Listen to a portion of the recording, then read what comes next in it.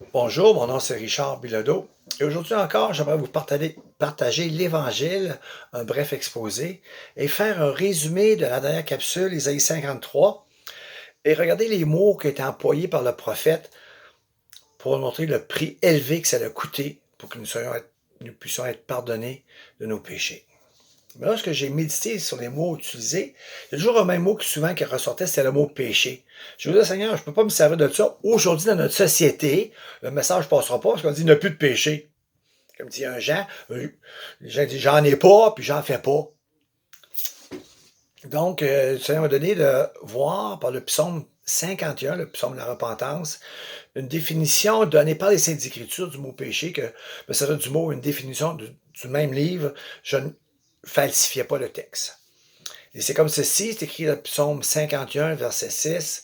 J'ai péché contre toi, j'ai fait ce qui est mal à tes yeux. On va prendre cette définition, et voici ce que Isaïe nous dit.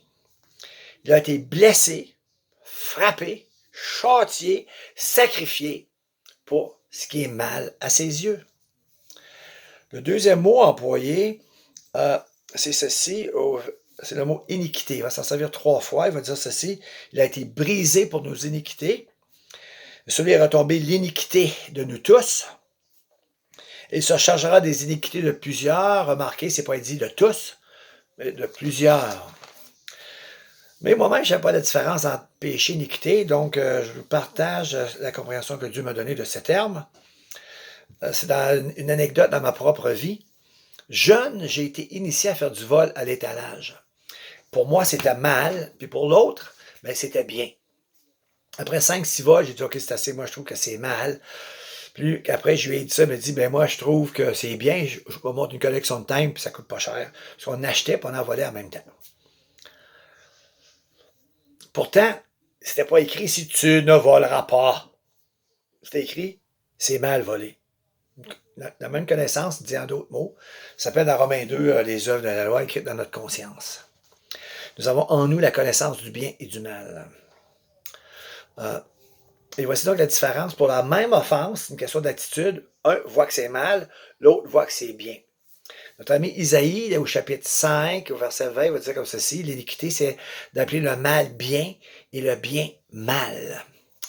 C'est agir, c'est agir comme s'il n'y a pas de Dieu. C'est comme s'il n'y a pas aucune parole de Dieu qui existe pour venir me dicter comment je dois me comporter. C'est refuser l'autorité des Saintes Écritures pour définir le péché de notre vie. Que ce soit avant la loi, tout ce qu'elle disait de faire ou pas faire, pendant la loi elle-même ou après, tout ce que le bien qu'elle disait de faire qu'on n'a pas fait, tout le mal qu'elle disait de ne pas faire qu'on a fait. Dans le Nouveau Testament, c'est le refus de croire en Jésus-Christ maintenant qui est présenté comme l'ultime péché, le plus grand des péchés.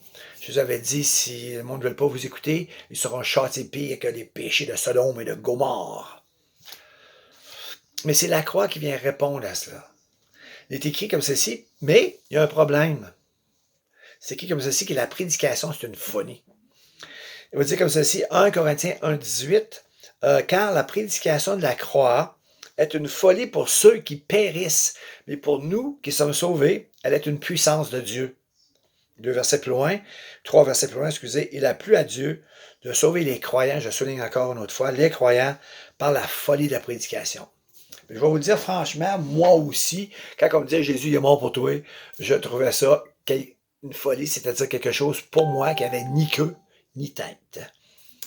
Et je fais donc une investigation. J'aimerais vous partager ce que j'ai découvert, pourquoi que c'est la puissance de Dieu pour le salut de quiconque croit. Premièrement, il faut dire ce qui n'est pas écrit. La loi, c'est la puissance de Dieu pour notre salut. Ça, c'est pas l'écriture, mes amis. C'est la prédication de la croix, la puissance de Dieu pour notre salut. Elle a en elle toute la puissance pour nous montrer que Dieu déteste le péché. Elle a en elle toute la puissance de montrer le prix élevé qu'il a été payé en Christ. C'est lui qui a été frappé, brisé, châtié, blessé pour nos péchés et nos iniquités. Celui qui croit vient se réfugier en Christ, et c'est Christ qui a été frappé à ma place, à la place du croyant. Elle en est cette puissance de te faire comprendre que tu es pécheur, parce que tu comprends qu'il est mort à ta place, donc c'est ça que tu mérites. Elle comprend le châtiment élevé que tu vas payer si tu ne veux pas croire. Elle en a cette puissance de t'en à la repentance, de voir, vu que c'est tes péchés que ça, de désirer le pardon de Dieu, parce que le pardon de Dieu est prêché avec. Elle a en elle aussi cette puissance de te montrer qui est mort sur la croix du calvaire à ta place, comme un des malfaiteurs qui a reconnu que c'était le Seigneur. Elle a en elle cette puissance pour t'amener à l'appeler, à l'invoquer, à faire comme le malfaiteur l'a appelé ici au Québec, le larron, et dire Jésus. Et ce qu'il a demandé, Jésus lui a donné tout de suite. Voilà pourquoi c'est écrit la puissance de l'Évangile a en elle tout ce qu'il faut pour qu'on puisse être sauvé. Maintenant, comme il est écrit, je vous ai écrit ces choses, la prédication de la croix incluse, je vous ai écrit ces choses afin que vous croyiez que Jésus est le Christ, le Fils de Dieu, et en croyant, vous ayez la vie en son nom. La prochaine fois, on va regarder la semaine prochaine la résurrection pour voir que ça aussi, c'est une réalité. Soyez bénis par l'Évangile.